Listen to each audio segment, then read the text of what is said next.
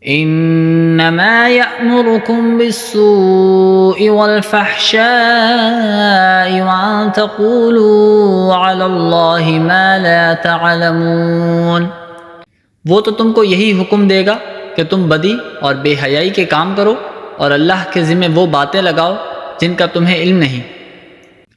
وَإِذَا قِيلَ لَهُمُ اتَّبِعُوا مَا أَنزَلَ اللَّهُ قَالُوا بَلْ نَتَّبِعُ مَا أَلْفَيْنَا عَلَيْهِ آبَاءَنَا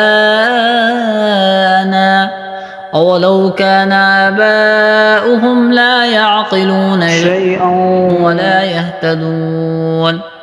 اور جب ان کافروں سے کہا جاتا ہے کہ اس کلام کی پیروی کرو جو اللہ نے اتارا ہے، تو وہ کہتے ہیں کہ نہیں، ہم تو ان باتوں کی پیروی کریں گے جن پر ہم نے اپنے باپ داداؤں کو پایا ہے۔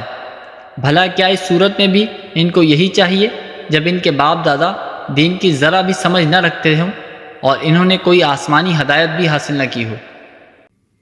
وَمَثَلُ الَّذِينَ كَفَرُوا كَمَثَلِ الَّذِي يَنْعِقُ بِمَا لَا يَسْمَعُ إِلَّا دُعَاءً وَنِدَاءً صُمٌّ بُكْمٌ عُمْيٌ فَهُمْ لَا يَعْقِلُونَ۔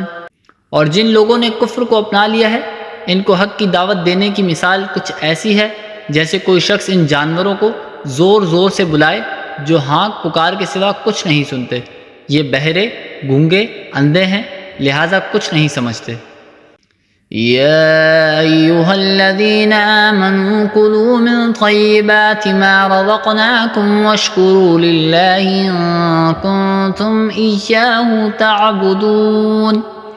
اے ایمان والو، جو پاکیزہ چیزیں ہم نے تمہیں رزق کے طور پر عطا کی ہیں، ان میں سے جو چاہو کھاؤ اور اللہ کا شکر ادا کرو اگر واقعی تم صرف اسی کی بندگی کرتے ہو۔